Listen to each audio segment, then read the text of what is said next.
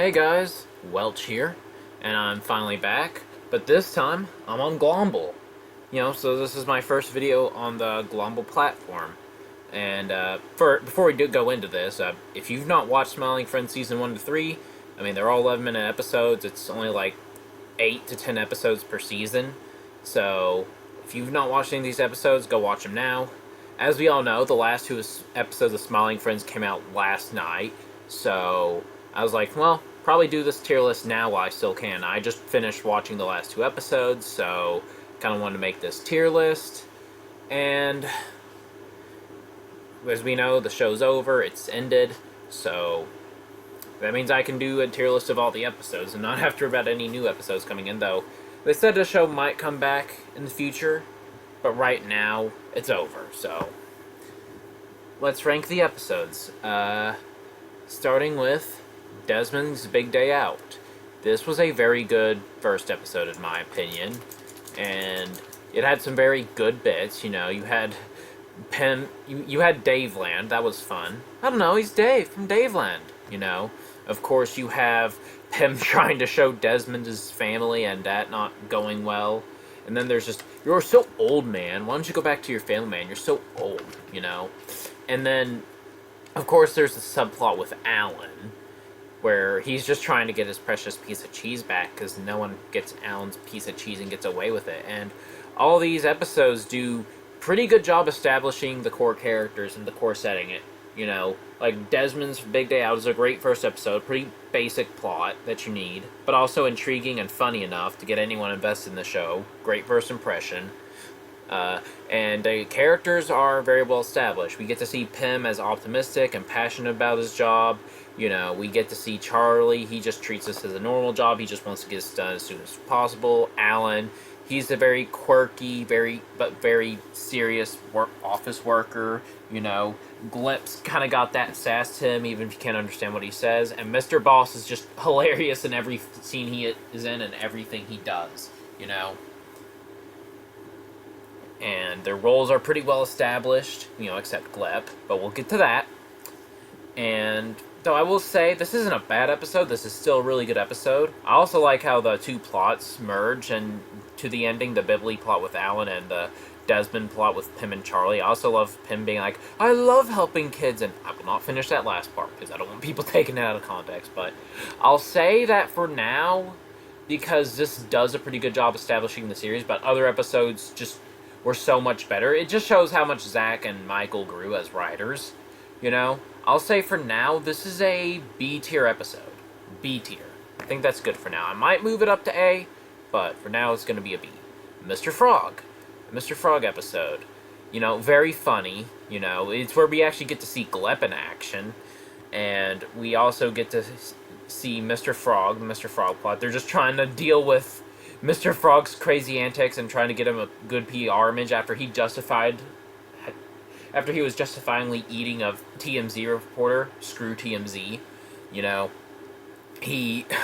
They're trying to bring back his image, and just some of the bits of, oh, that was bad. That was really bad. You get to see Charlie being just a big Mr. Frog fan. And you got to kind of see Charlie be passionate about his job. So it's kind of nice to see. And the Glep subplot's pretty good, too, because it's like corporations not understanding like what made the original show great, because they're not the writers, they're not the one at heart, and then just the stuff that employees like actors and stuff have to go through with the Glep subplot and all that stuff, and just corporations missing, like, yeah, they liked Mr. Frog's behavior on the show, just not his behavior in person. And the ending is very funny. So I think I like the Desmond episode a little more, though. Because, I just feel like the Desmond episode had a little more charm. But I like Mr. Frog, too. I like all these episodes. And then Shrimp's Odyssey. This is where I think the show just got really good. Hello, I am Shrimp. I play 10 hours of Mouse Quest. It's an amazing thing about Smiling Friends is all the episodes are quotable, and there are no C or D tiers. They're just here for space, I guess. But I don't feel like removing them, but Shrimp's Odyssey, all these episodes are at minimum B tier. Like, all the episodes are really good, just to let you know. But this is really where the show got good. We get to see Pim and Charlie kind of split into different plots. Pim's trying to believe in destiny and get Shrimpina back, and Charlie's like, you need to better yourself. And then, I kind of like how a good in-between of that comes. Like, Shrimp has to learn to better himself, but he also... And he does try to do that, but he has to move on. And he does. But Pim, he still believes in destiny, and it's that wins in the end. And we get to see that even though Pim really liked the person he thought was Shrimpina, which had just ended up being a chick named Jennifer, he cared more about making his client smile than his own happiness. And a funny bit at the beginning where he eats a bowl of worms thinking they're peanuts. Like, those aren't peanuts, Pim. Those are worms for my compost. And we learn that Mr. Boss willingly ate the worms. Like, probably some of the worms I ate earlier. It really comes back with a bit in the end. And then there's also Smallmoo, who really wanted Smallmoo to be the fifth smiling friend. But we get the whole thing with Smallmoo too as a background thing. I'm going to say this is 8 here. This is really good. A silly Halloween special. I really liked this episode when I first saw it.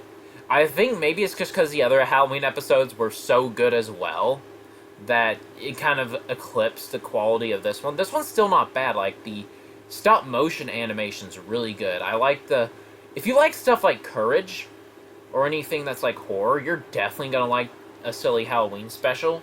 I think I still like it better than Desmond's Big Day Out and Mr. Frog, but and I think everyone agrees the best part is just the beginning with Charlie, and I kind of like the Halloween costumes all the characters have. Pim's a cowboy, Alan's the Joker. I'm the Joker, baby. And, Glep's Ronald Reagan. Charlie doesn't dress up because he doesn't want to get canceled. And then that leads to a silly bit in the end where they beat the crap out of the Forest Demon because they think he has blackface. That's still one of my favorite jokes in the whole show. Easily in the top 10.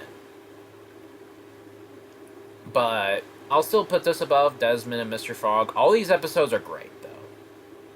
So... Simon S. Salty. Who violently murdered me?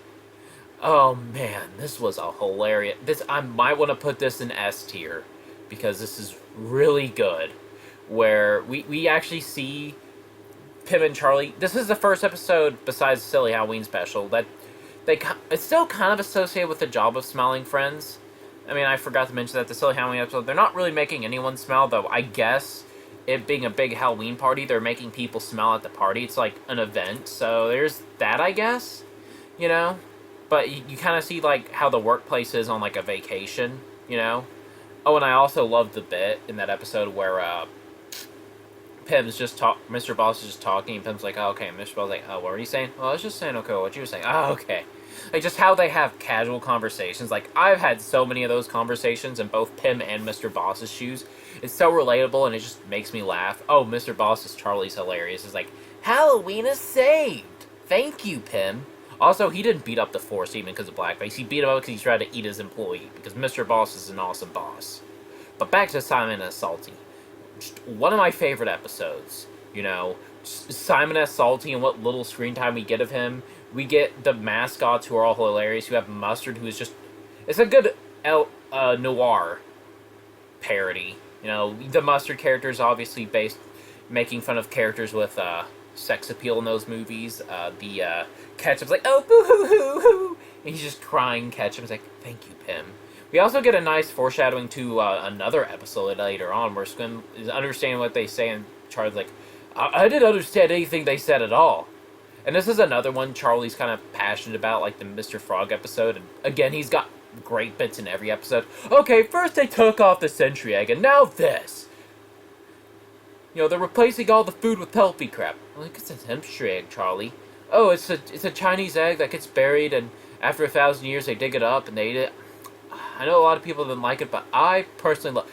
Yeah, Charlie's always got good bits in these episodes. And the Sentry Egg bit came up where, oh yes, I'm the Sentry Egg.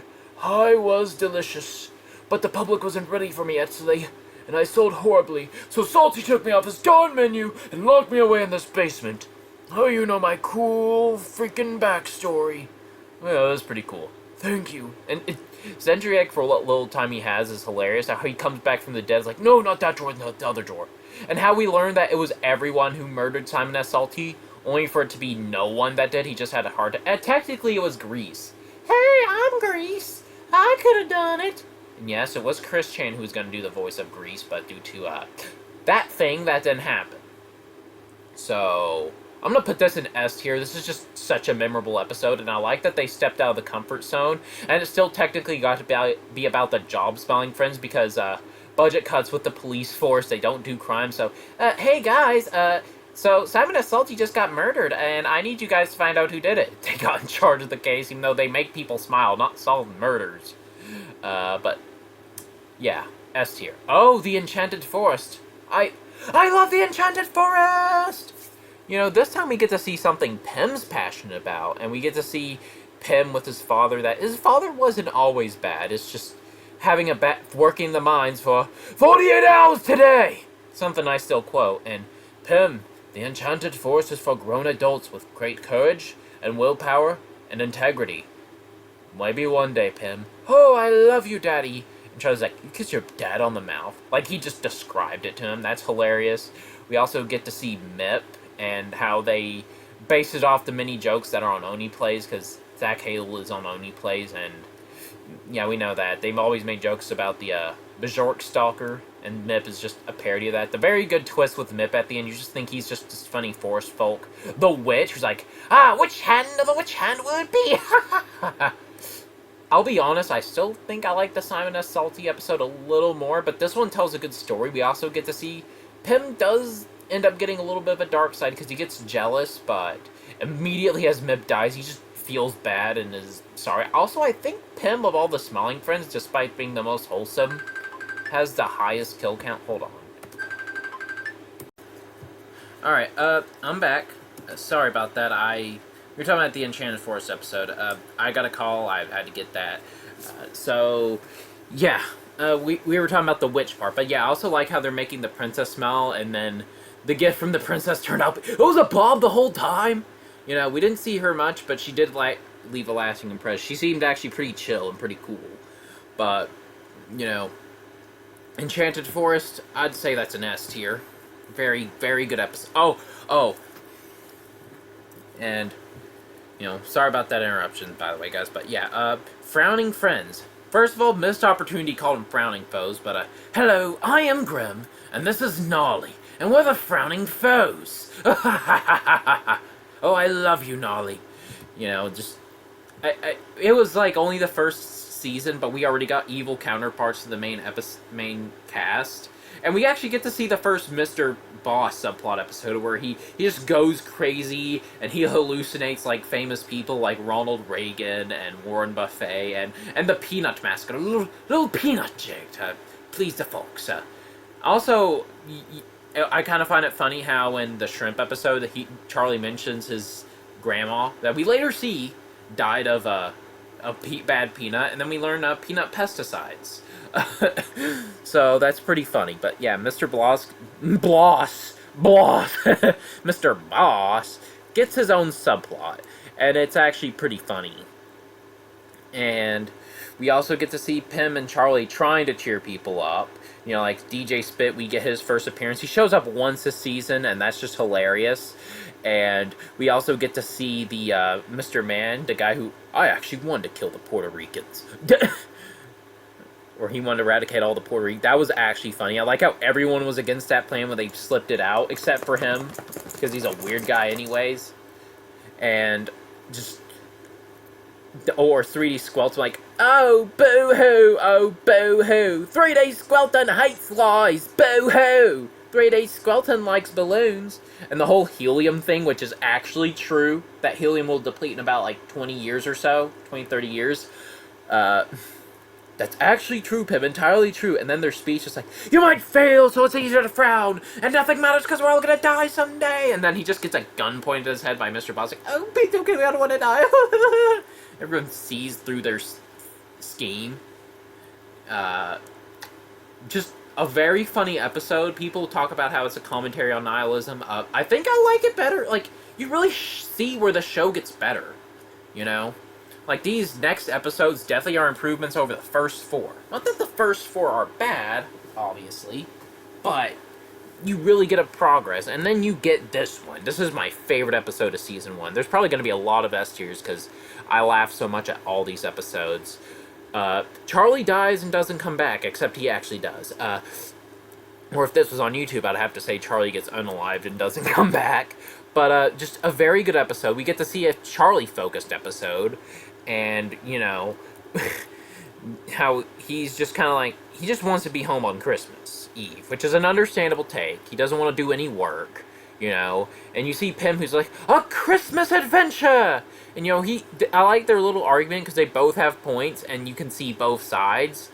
But, you know, you don't really want any of them fighting, because you know Pym and Charlie are good friends, and Charlie's like, is putting anyone in a bad mood? And we get to see Charlie just go on a little journey, and we also get a James Rolfe cameo in there, and he's just, all the voice like, I couldn't think of anything, say, no pressure, man.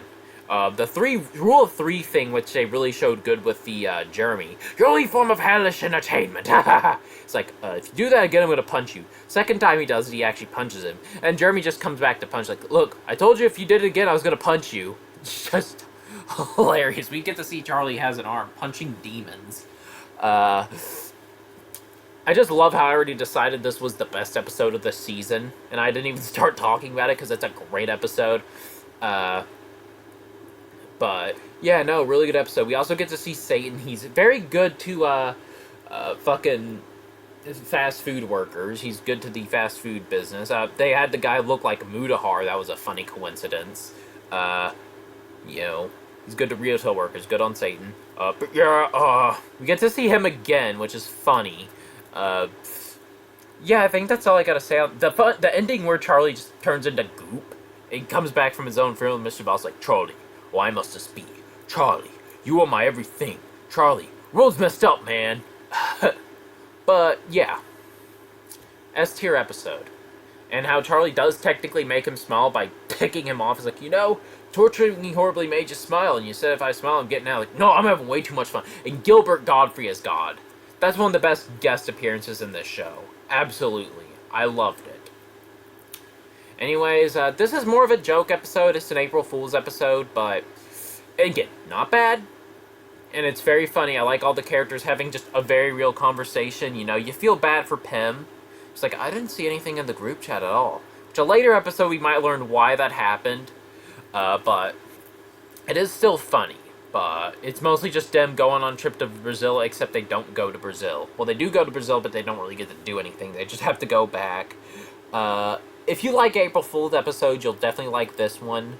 Otherwise, this for me is probably the weakest of the series so far. But if this is the weakest, and it's still very funny, still very good, you know, it's just, I say it's weakest because you gotta have an acquired taste for it. Anyways, let's get on to the Wembley episode. Probably my favorite episode of this series. Ew, ew, ew. This one broke the internet. Like, this one made everyone know that, oh, Smiling Friends is back. And all the memes pretending Wembley was, like, this great, like, mascot character that was always around, like, this video game mascot. It was hilarious. But onto the episode. You know, we actually get to... I kind of like how Wembley is a commentary on, like, how companies abandon their, like, classic, you know, mascot characters from the Super Nintendo and Sega Genesis to, like, the N64 and PS1 era, mainly the PS1 and N64 era with Wembley. You know, characters like Crash Bandicoot, Spyro the Dragon, Banjo-Kazooie, Conquer the Squirrel, vice versa. You know, how they abandoned them for, you know, DLCs and microtransactions. You know, it's just a very good commentary on the gaming community. It's just like, well, not gaming community, gaming industry. It's like, they're making another Wembley game. It's my IP to sit on and do nothing with. And, you know, we get to see Pym and Alan team up for the first time. We get to see Alan get on one of these adventures. Because the only problem I had with Season 1 is that the other characters like Alan, Glep, and Mr. Boss were just kind of sidelined, which is fine. You know, they weren't the main focus. It was Pym and Charlie, you know. So for the first season, that's fine. At least they all got one subplot with Mr. Boss, Glep, and Alan. Backwards, but yeah. They all got one subplot, but we actually get to see Alan at the forefront. And we get to see Charlie have the subplot where it's like, You know, he has to deal with this James guy, and he tries to use the same thing to get out of working and helping Gimli. That now he has to use the exact same thing to help this guy he doesn't want to help. So he kind of gets karma in a way. And what if the only thing that makes me smile is seeing your head get sawed off? Oh gosh, and it takes a lot to make me smile. And just the ending where they're running from the crazy CEO, and you know, it's kind of a sad episode too, because you see that sometimes you can't always get projects back, and sometimes you got to settle for something else, because sometimes people get too busy and they don't have time, or they're simply not interested, and that's okay. Or sometimes falling out happens and some bridges can't be rebuilt, like with the CEO. And sometimes, unfortunately, people aren't around to help out with that anymore. But you can still always find something. You can still have a happy ending. And I like how Gimli got a happy ending by being in a Smash clone. The insane groundbreaking game Smash clone. They even referenced Mouse Quest and the fighting game Alan and Glip were playing in the Enchanted Forest episode. And that was actually pretty cool. And Mr. Boss's breakdown, again, that they just do very good foreshadowing with jokes. Smiling Friends is amazing at that. If you want to know how to foreshadow jokes, just watch Smiling Friends and just copy what they do. Mr. President, though. Okay, I know this was an episode not as many people liked. I still thought it was funny. You know, I'm sorry. I thought Mr. President was very funny. It's like, hello, America. I'm going to be the money president. Each and everyone get $1 billion each. So you can be rich. You know, obviously it's kind of a commentary on both, like, Biden and Trump's presidencies, making fun of them, rolling them into one. Also kind of like the what if Chris Chan was president. You know, that kind of thing. How he's trying to figure out the one thing he's good at as president. It's just like, it's nothing. But you know what? That's okay. I'm the guy that never should have been in office. And that's what my legacy will be. And he just kind of is content with his legacy. There's a little good story with that. We also get to see Mr. Frog come back and be, you know, we get to see him actually become president and win by one stinking vote, which is Glep. You know? And we get to see the political revisionists in this world, where Ross Perot did win re-election in 96, meaning he won the 91 or the 92 election in this universe. It's just, we get to see Charlie just not want anything to do with politics, and then, yeah, hey, you know, I know a little bit about politics now. Thank you, Pim.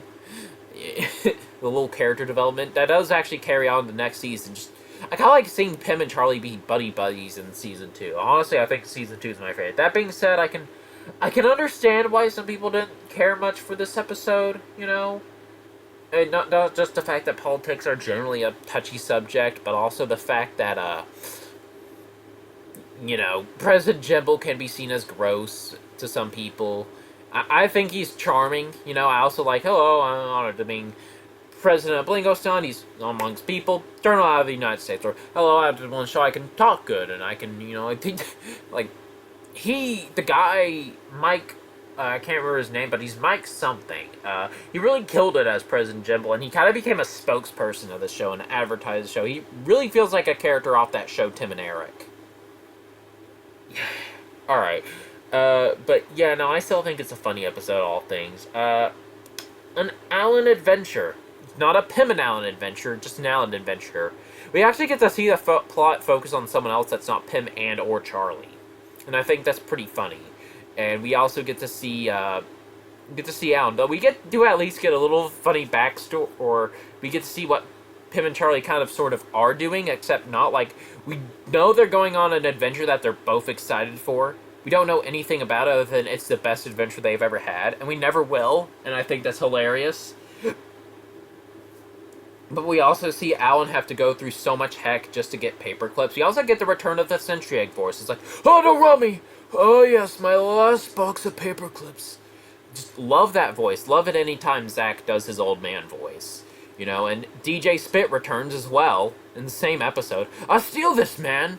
You know, Alan goes through so much. He gets his box of paperclips stolen, and then he's being shot down by planes and helicopters, and then he crashes on an island where Bigfoot steals it, and then a bunch of skeleton pirates steal it, and then he gets eaten by a giant sea creature, and then it's just like, I'm just trying to do my job. Nice callback joke. And we get to see that it was the landlord from the beginning of the episode, because, hello, Alan! I was just wondering if you wanted to hang out with me and smoke weed and fill our bellies with diet soda and hey, burn out revenge for the PS2. Yeah. And then we get to see Alan use the paper clips to save the day. It always comes back to paper clips with Alan. Like, he's just got his very specific quirk, and it's funny. I'm gonna put this in A tier, because, I just love Alan. Or not A tier, S tier. I would say A for Alan, because that'd be kind of quirky, but, I'm gonna be honest and say S. The boss finds love. This is a pretty funny episode. Some nice Courage references. Some funny bits. I'll say this is a better Halloween special than the last one we got, where it's like, but everyone knows that Glyps hates gardening, and a return of Satan, because the Smiling Friends will be owned by Satan. And we got the joke where Charlie, he scares Alan, and Alan's just mad about it, and then he gets jump scared by the boss at the end. It's just, he's like, no, I got a pacemaker, man. That stuff's not funny at all. Charlie being a bit of a hypocrite. We also, Mr. Boss's, girlfriend Brittany, it's like, oh, you're so sweet. You guys not like me? You think I'm evil? Yeah, she's been around for centuries, and she's sucked the souls of many powerful men. Yet she gets taken out because Pim and Charlie don't like her, and they think she's evil, and she gets her feelings hurt, and then gets killed by Glyps garden he hates. And I also just like how all the boys genuinely try to find a way to help the boss. They show how much they actually care about Mr. Boss. And it's like, and hey, they do technically do their job on the Smiling Friends, because they make Mr. Boss's then wife Brittany smile. Make Brittany smile. And we get one of the best cameos that puts this in S tier, is the Nostalgia Critic of, hello, I'm Daniel the Demon Slayer. I slay demons so you don't have to. Just that caught me off guard so much, and I was dying laughing when I first saw that. That's one of my favorite cameos of all time. Just Doug Walker doing his best Dante from Devil May Cry impersonation. I'm gonna put it in S tier just for that. It's not as good as the first Satan episode. It's not as memorable, but yeah, no, it's pretty funny.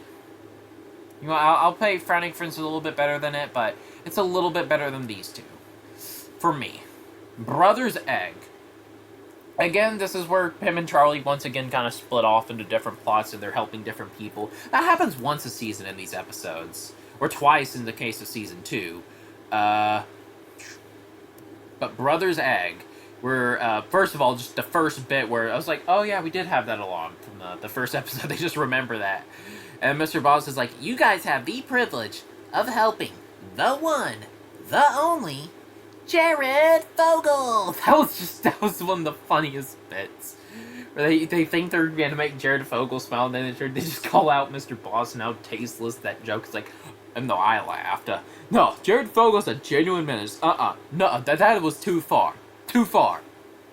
And we get to see the Brother's Egg, where, Rick Sanchez wannabe, or it's Professor Psychotic is his name, and then he gets kicked out of his home with his brother because he's trying to put DNA in an egg and create life. And the bit where Charlie's plot is funny because it's like, you might want to talk.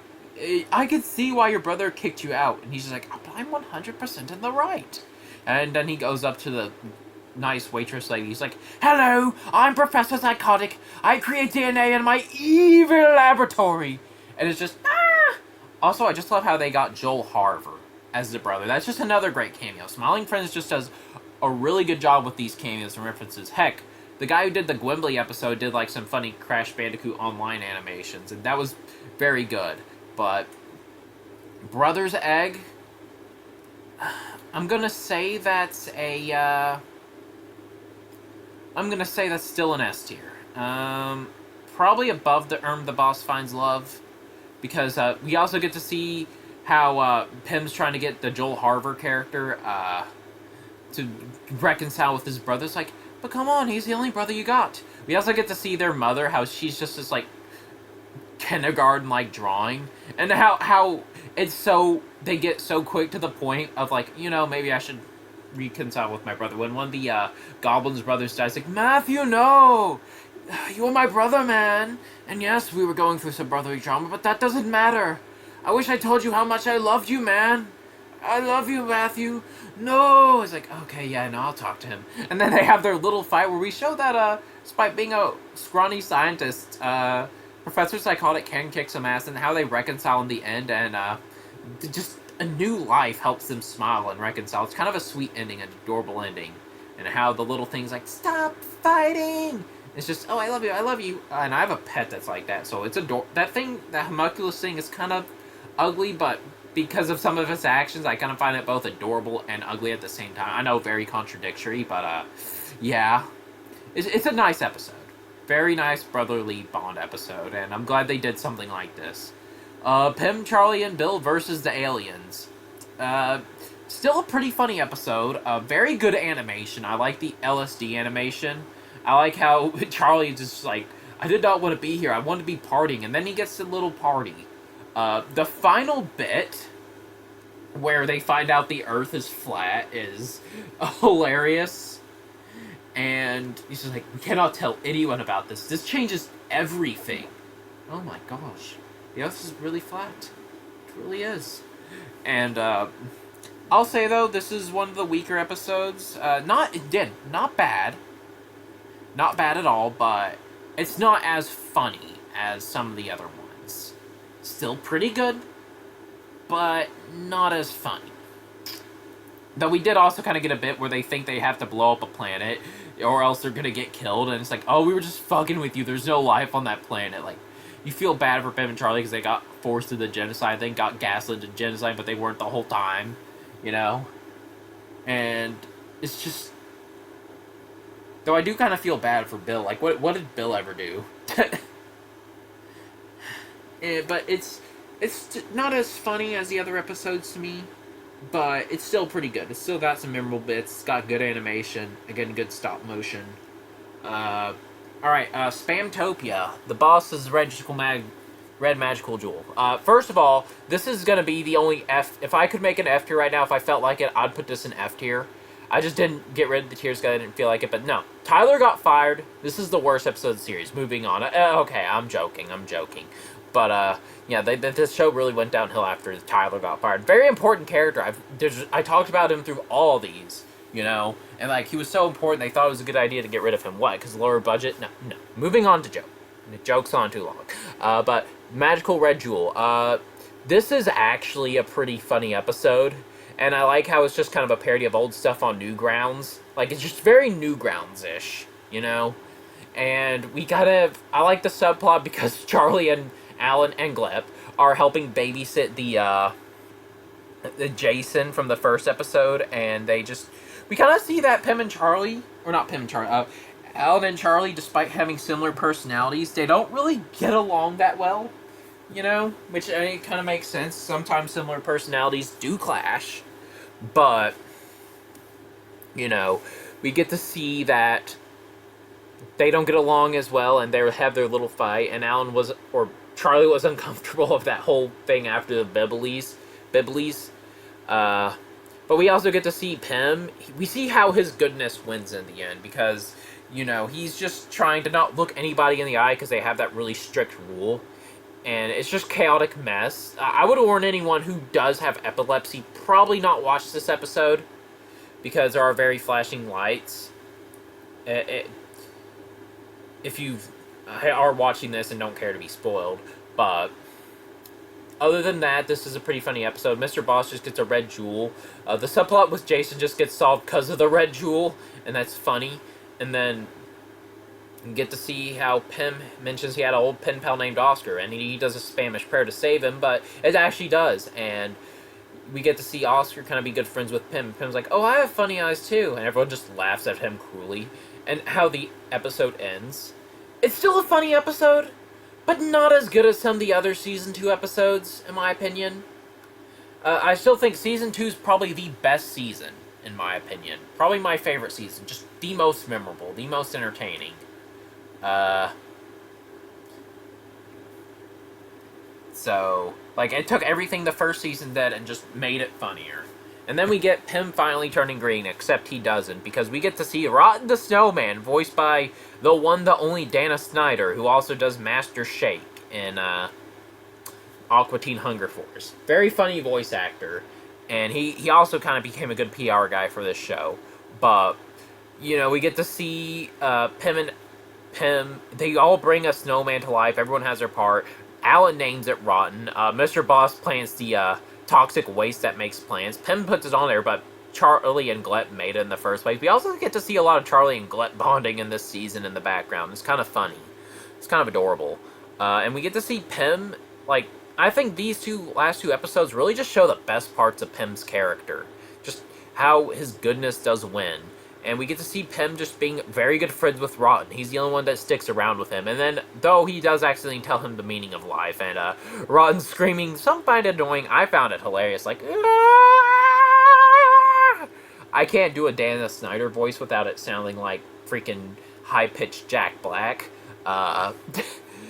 But we also see Charlie. It's just a very wholesome episode because it's like, Alan, you made the boots. Those boots were cool. Like, Mr. Boss is the funniest guy I know. He should do stand-up. Like, I don't know, stand-up, that takes work. But yeah, no, the boss is funny. Yeah, stand-up's hard, but yeah, the boss is funny, man. Or, you know what, the boss should do stand-up. How they get to the beach, that's funny. And Bill Nye just dies in the episode. It's like, dude, I just watched Bill Nye die right in front of me. And how Charlie's uncle somehow knew Bill Nye. And that's just hilarious. You know, and his ghost comes back. It's a very funny episode. Very funny. And you just see Pym just get distraught over possibly losing Rotten. And it's just kind of sad. And Rotten becomes the ocean. I'm the ocean now, guys! And Mr. Boss is like, I love science! Oh, and there's also the Yeti where he's just like, who are you guys? Who did this? Who brought him down? And I was like, hey, you know what? We should definitely take this snowman to a icy location in Antarctica where it's freeze, no one's there, never gonna be a problem. Great, Alan, you got great ideas, man. And Glet just suggests, oh yeah, we should probably put in a freezer. That's a pretty good idea. And Rotten's like, you know, life isn't fun if you're just living in a freezer. And yeah, he risks melting, but he got to have fun at the beach one last time. I know I talked a lot about this episode. Very funny. I'd say top of A for now. Top of A. Very good. I will say the only problem with Season 2 is it started off too peak with the Gwimbly episode, but other than that, great season. Alright. Great! Another one for Silly Samuel! This is probably the one episode where I will say that the subplot is better than the main plot. Some people didn't like Silly Samuel, but I honestly kind of found Silly Samuel funny, and I kind of relate to his goal of just wanting to be taken seriously, you know? And he really... You know, you feel bad for him because he didn't choose to be born this way. He didn't choose to be named Silly Samuel, and he can't get anything changed because he might die instantly. I mean, a name change wouldn't do much, but, you know, because he's still got an appearance. But then you see him at the circus, embraced by silliness. No! And then he just crashes out on Charlie when he just asks for one silly sausage. Just one silly sausage. And, you know, been on my feet all day, haven't eaten anything. I just would like one silly sausage, and he just goes off on everybody, and he's trying to stop the building. And then we get to the subplot where Mr. Boss is just like, Alan, what is up, man? You want to go for a ride, man? What is up, Alan? And then they get to the inspector, where we get the old man voicing him, where it's like, hello, I'm with the city. I'm here for a random inspection. And it's like, for what? To make sure the building's up to code. And it's like, Alan, we are so fucked. Do you realize that if we fail this inspection, we could lose our office and have to move into it?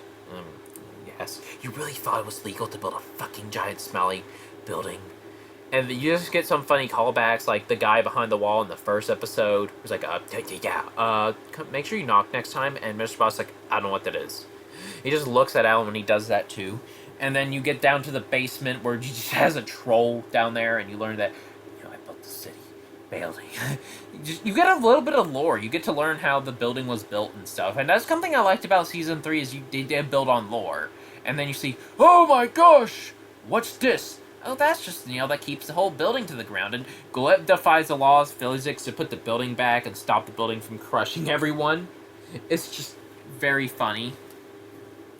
But yeah, I thought the subplot was really good. I'll probably put this at top of B.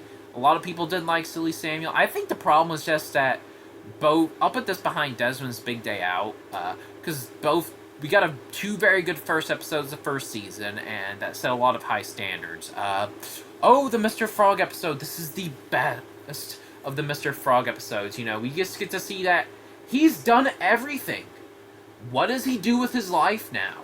You know, he's become so OP. Mr. Frog really needs to be power scaled, because, he threw multiple medals to the sun so fast. He threw a chunk of the tree to the moon and crushed it, destroyed the moon. Yeah, by the way, you better explain why the moon's in full tact if you guys bring back Smiling Friends. You know, if you're gonna have it in full tact. You know, that moon better be crushed though, okay? And I'm a Sonic fan. But yeah, we get to learn about Mr. Frog's backstory. We get a whole trilogy with Mr. Frog, because the original premise of the show is it was going to be just a Mr. Frog show, but they're like, it wouldn't be that good. So they just made Mr. Frog a guest character in Smiling Friends, and that's pretty funny. He just shows up the second episode of every season, and we get the best one, you know? Like, that confrontation with him and his dad is just very emotional. Also, him getting ambushed by all those MMA wrestlers, just he wins by doing absolutely nothing like he's Luigi. Now, if I had a nickel for every green people that could win by doing nothing, I'd have 2 nickels. Which isn't a lot, but weird that it happened twice. You know, but yeah, pretty funny episode. So, I'm good. And it's a very heartfelt episode. Like, you feel bad for Mr. Frog, and he just meditates, and the best of the season, episode 2s, and we get to see him just be a frog, be like, goodbye. Like, this is a very good Mr. Frog episode to end on. And if they do decide to come back with Smiling Friends with more seasons in the future, like they mentioned, I think this is a good note to end Mr. Frog on. I would say this is almost the second best episode. Mole Man. I'll be honest. Okay, this is a very funny episode. Like, Mr. Boss, for what little time he has, he does get, very good bits. Like, I can't believe it. My boys, they're really gone. Smiling Friends is over. Trending now because of it being over. And it's like, woohoo, Smiling Friends are back. And just his little dance he keeps doing even at the end of the episode that he just doesn't stop. And then... And he also has, oh my gosh, somebody call the police, after he screams like a girl, just him and Charlie falling into the hole. Like, the opening bit's one of the funniest opening bits in the whole season. And I like to see that we get to see more of Blip and Alan. We get to see them try to do their job, though. You know, it's just... I don't know what made this episode weaker for me. Like, I guess I didn't like seeing Alan and Glip get kind of beat up for no reason. You know, poor Alan and Glip. They're just trying to help these kids, and they're just mean. But at least they got some karma being scared by the Mole Man. And they were okay in the end. But, and Pam and Charlie are just being chased down by this creepy Mole Man. I think Mole Man's supposed to be kind of a commentary on just, like, fandoms and fanboys. Oh gosh, imagine an episode where he meets the CEO of saying groundbreaking games after he comes back from the dead. That would be funny. But it was a funny episode, but it didn't hit as much for me. You know, and I just kind of find the Mole Man annoying after a bit. Like, oh, you don't want to see my penis. It's a disgusting penis. And like, you know, it wasn't that bad. Like, there's a funny payoff, but the joke kind of got annoying, and it kind of overstayed its welcome for me. But it's not a bad episode, though. It's still pretty good. Again, all the Smiling Friends episodes are either good, great, or spectacular. A lot of them are spectacular, but, I'll put it right here. Oh, the best of the Halloween episodes. Best of them. This one's definitely going in S tier. Definitely going in S tier.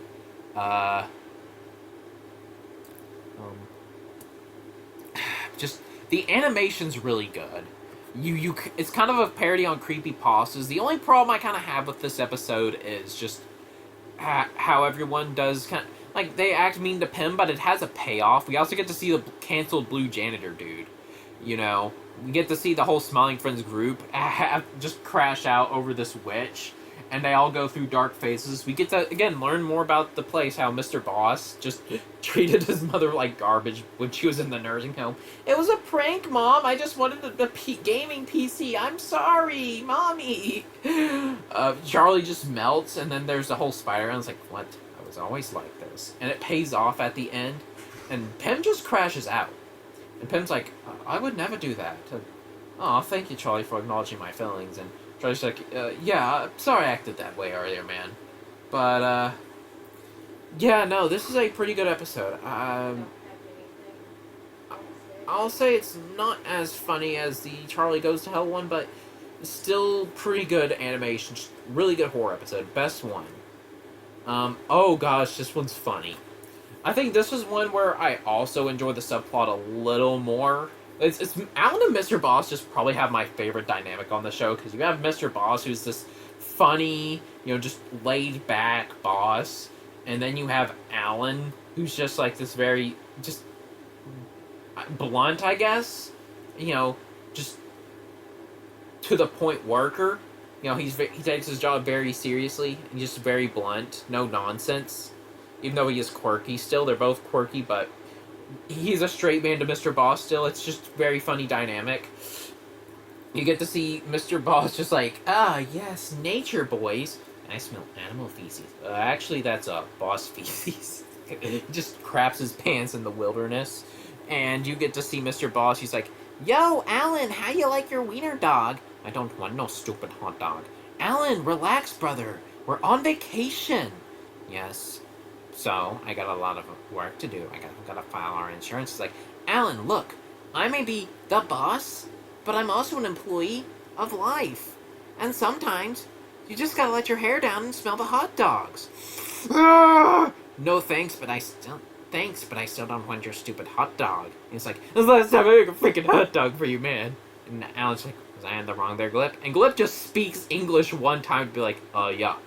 Like, Glip also gets some funny bits in this season, too, And another thing with the Mr. Frog episode is the ending where everyone's just like, be nice to Pim, okay? It's like, yeah, you look great. Oh, I'm still the old Pim on the inside. After he gets kicked by Mr. Frog and survives it, Pim's a tank, though, for tanking that. Pim is a tank, and Alan's like, yo, y'all see Pim's new head? Oh, fuck. Mr. Boss also just has some of the funniest bits in the show, but... And then you get to see the whole cookie bit, where it's just like, hey, Alan, cookie delivery for Alan. Whippy, my cookies are done. It's free, Alan. May I have a cookie? Where do I sign? He just eats the cookie. Very good, but the main plot, even though it's not as funny, very good still. Where, all the plots are good, but you see Pim and Charlie just go on a walk, and Charlie's trying to find the brown blur, because Mr. Boss gaslit him. It's like, oh no, that was a colonoscopy of my asshole. That was my Alan was coming out, but yeah. But Charlie's just looking for the brown blur. He's trying to take a picture of a cryptid. They find Mothman. They don't care.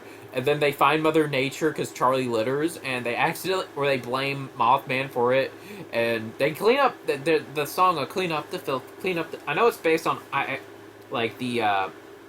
I think I Have No Mouth and Must Scream. What was that puppet theme? I don't think it was that, but, to help me... No, it's Please Don't Hug Me, I'm Scared. That one. I'm thinking of Digital Circus, because the inspiration was that is I Have No Mouth and Must Scream, but, yeah. Pim, Charlie save Mother Nature. You also get to see Mother Nature, how she almost crashes out on Charlie, how Pim does the one thing he didn't want to do to save Charlie's life, and possibly kill the environment because he killed Mother Nature, and they just talk about the implications of that, just, the casual conversations are, again, just very funny. What was that? Oh, it was a gulp. Oh, okay. I love how most of this video has just been me quoting Smiling Friends. I'll put this in A tier. Very funny episode. And a very funny nature-themed episode. And Mr. Boss I hate Alan is my password. And Alan just doesn't care. And Super Monkey Ball. It's oh, I love Super Monkey Ball. Dude, Pim. I knew I liked you, Pim. I knew I liked you. And there's Super Monkey Ball on Nintendo GameCube. Just very good. Squim returns. Squim dance, everybody do the squim dance, squim dance, squim dance. This is the opposite of the Frowning Friends episode. I think it's almost tied. This is the only one I would say, if I could tie two spots on tier list, but I can't, I would. But, because this is the opposite, because this is about nihilism. This is kind of about toxic positivity in a way, or forced positivity, and how sometimes there's a time and place for it. But Squim is just so beautifully well drawn, and I like how Squim is such a good Smiling Friend that he just solves the main job in a matter of seconds. And Squim does actually, he's like an extreme version of Pim, if I have to say. A good contrast. And just, your wife's dead? Oh, I ain't positive. You gotta be positive. You gotta do a Squim dance. Just very... and they say he retired in 2001. I wonder why. I wonder why that year specifically. Anyways, and then you get a funny subplot with Charlie where it's like, where he's like, hey, Mr. Boss, I'm actually sick, and he just wants to play grand strategy for us. Like, oh, no, Pim told me. Only problem is, fucking lie, fucking right, fuck piece of shit. Alright, Charlie, I'm gonna make this real simple for you. If you don't get here by noon, you are fired! Hear me? Fired! I like how in episode 3 and 4, we get to learn about, his more passive-aggressive side. Well, not episode 3 and 4. Episode 3 and 5, we get to learn about his crying side, his more sad side. This episode and later one, we get to see his more passive-aggressive side. It's pretty funny. And Charlie actually ends up getting sick. Kind of gets karma. But, again... And then he actually makes it to work on time, and then actually has to go to the hospital and take off work. And Squidman lives! He's gonna be okay. Well, Charlie, even though you're a lying rat, you proved your loyalty to me. Thank you. I think I enjoyed the Frowning Friends one a little more, but this is neck to neck. Very neck to neck. Schmaloogles. This is a pretty funny episode. Again, I like how Pim and Charlie, this is the episode in Season 3 where they split into different plots. Charlie's helping the Schmaloogles become men, and Pim is trying to show this balding wizard guy that, you don't need to kill Schmaloogles just to become bald. And the bald guy, or the wizard's like, look at this guy, he's bald, right? He looks like a blue-collar worker. Yeah, he kind of does. Now he's got hair. He looks like a CRA. Yeah, the hair makes a difference, I guess. See what I mean? And, Pim's just trying to help him. He's trying to be nice. And where one is, easily a Pim job, and the other is a Charlie job, they kind of are in out of their comfort zones. It's really good. Really good episode. But they help the other people out anyway, and the ending where it's like, Charlie, I guess you are pretty good at helping out silly characters. You're telling me. And he actually buys everyone lunch, because Charlie tries to bail out, but he actually has a point. Yeah, no, this is a Pim job. I'll buy lunch, but yeah. And the Schmooligos are obviously a Smurfs parody. And then Charlie just gets accused. It's like, I didn't have my follow me all day. I left the office. Left it at the office. I forgot it. Forgot I said anything. Vibes ruined now, dude. I'm gonna say this is an A tier. I'm gonna say it's S because I like that they took Pim and Charlie out of their comfort zones. The Glepisode. So Glep. What do you actually do around here, man? But again, Season 3 brought in a lot of great lore to this show, and I'm glad they brought in this lore before they decided to end the show. We get to see, because we learned in the Mr. President episode that Glep is very old. He's, thousands of years old. And he was around since ancient Rome, He saw the fall of Rome, he saw the Bubonic Plague, and the Salem witch trials, he founded the United States and was friends with Ben Franklin. And we got to kind of see what his deal is. He just doesn't fit in anywhere. You kind of feel bad for him. And Glep is definitely one of my favorite characters, because I see myself in Glep the most, because, sometimes I just try to find places where I can fit in, and sometimes I don't feel like I fit in anywhere. And then the rotoscope guy from the Silly Halloween special and Desmond's Big Day Out just comes back and like, you caused a Bubonic Plague, man. You think that's funny? Huh?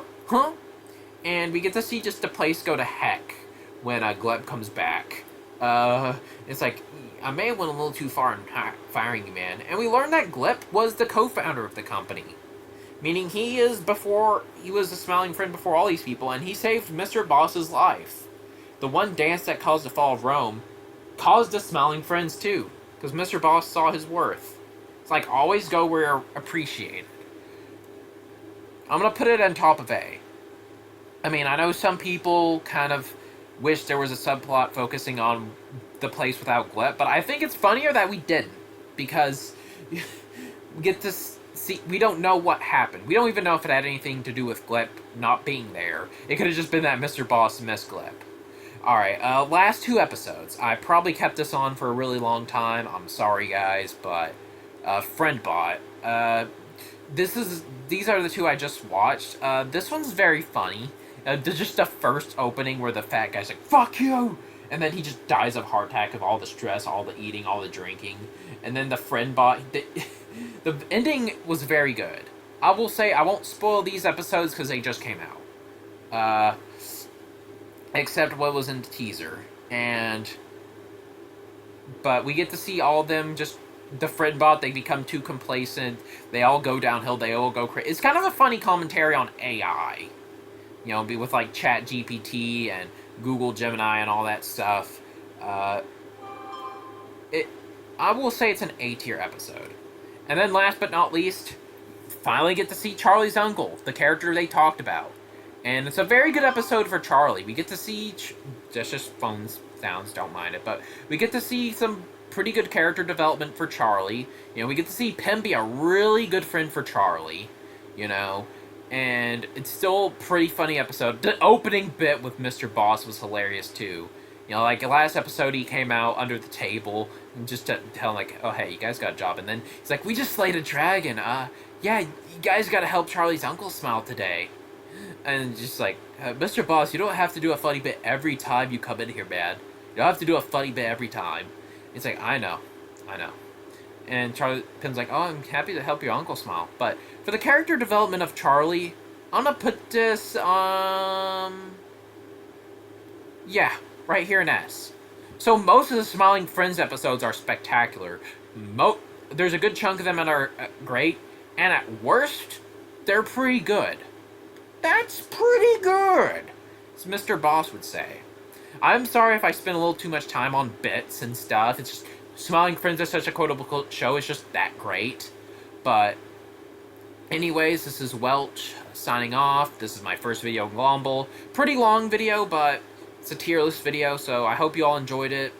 And see y'all later. And rest in peace, Smiling Friends.